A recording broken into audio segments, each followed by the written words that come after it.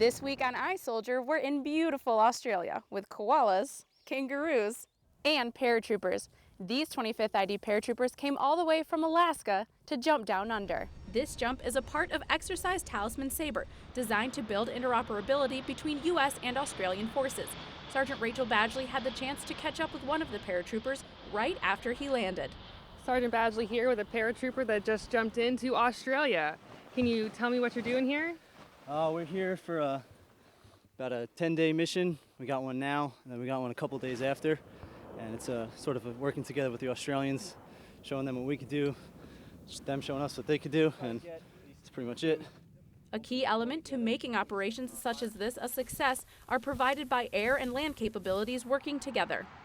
We provided air support by giving more update information on exactly where opposing forces were in that scenario, and also being able to provide weapons effect wherever it would have been required, from the liaison with the American JTACs that were on the ground at that particular moment in time. The partnership between the Royal Australian Air Force Hawk pilots and the U.S. soldiers and airmen on the ground is just one example of the relationships built through this exercise. As you go out and you look at the soldiers today, you look at the leadership, it's very apparent the trust, the relationship, and the partnership we have with the Australian military.